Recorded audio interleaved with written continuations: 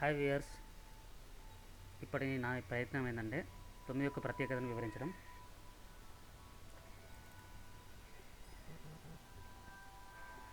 ఇక్కడ 9 యొక్క టేబుల్ని తీసుకున్నట్లయితే వీటి యొక్క గుణకాలలో క్వశ్చన్స్ అన్నీ మన అంకెలన్నీ పైనుంచి కింది వైపు, కింది నుంచి పై వైపు ఒక వరుస క్రమంలో ఉన్నట్టు గమనిస్తాం. 0 1 2 3 4 5 6 7 8 9 అండ్ అలాగే కింది నుంచి పై వరకు కూడా ఉంటాయి. నెక్స్ట్ స్లైడ్కి వెళ్ళినట్లయితే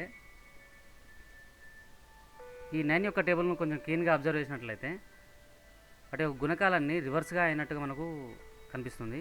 ఇక్కడ చూడండి, 09 90 18 81 27 72. అయితే ఇది ఎప్పుడు సాధ్యమవుతుంది అంటే వాటి యొక్క కోషంట్స్ యొక్క మొత్తం 11 అయినప్పుడు సాధ్యమవుతుంది.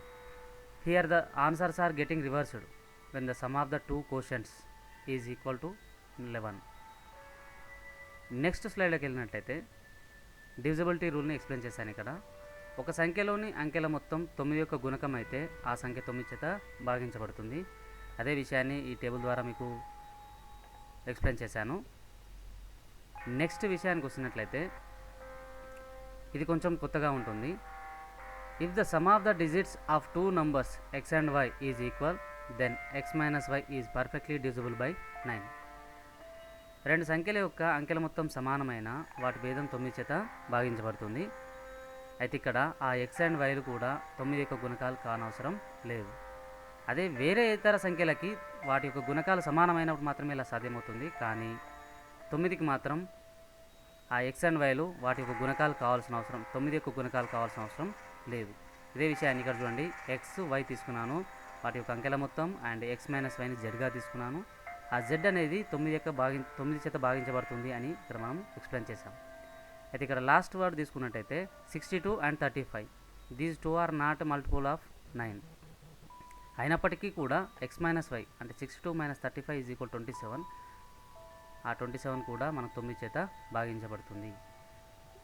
నెక్స్ట్ స్లైడ్కి వెళ్ళినట్లయితే ఇదే మల్టిప్లికేషన్ టేబుల్ని మనం చిన్నపిల్లలకి ఒక రైమ్లా కూడా చెప్పొచ్చు. ఆ రైమ్స్లా ఎలా అంటే హిందీలో చెప్పొచ్చు, తెలుగులో చెప్పొచ్చు. దీన్ని మనం 1 కమ్ 10, 2 కమ్ 20, 3 కమ్ 30, 4 కమ్ 40 అనే విధంగా మనం ఒక రిథమిక్ వేలో దీన్ని ఎక్స్ప్లెయిన్ చేయవచ్చు. ఇక తెలుగులో తీసుకున్నట్లయితే 1 దక్క 10, 2 దక్క 20, 3 దక్క 30 అని చెప్పేసి పిల్లలకు అర్థవంతంగా ఈజీగా మనం బై హార్ట్ కూడా చేయించవచ్చు. నెక్స్ట్ స్లైడ్లోకి వెళ్ళినట్లయితే మన వాడుక భాషలో 9కి చాలా ప్రత్యేకతను కలిగించాము. అందులో మనం రకరకాలుగా మనం వీటిని నవ అనే పదాన్ని ఉపయోగిస్తుంటాము. ఉదాహరణకు తీసుకుంటే నవగ్రహాలు, నవధాన్యాలు, నవనాడులు, నవరంధ్రాలు, నవరాత్రులు అని రకరకాలుగా మనం 9కి చాలా ప్రత్యేకతని కల్పించాము. అదే ఇంగ్లీష్లో తీసుకున్నట్లయితే ఆల్ఫాబెట్స్లో 9వ లెటర్ మనకు ఐ అనే అక్షరాన్ని సూచిస్తుంది. ఐ అంటే నేను. సో మనం కింగ్ లాంటి వాళ్ళమే.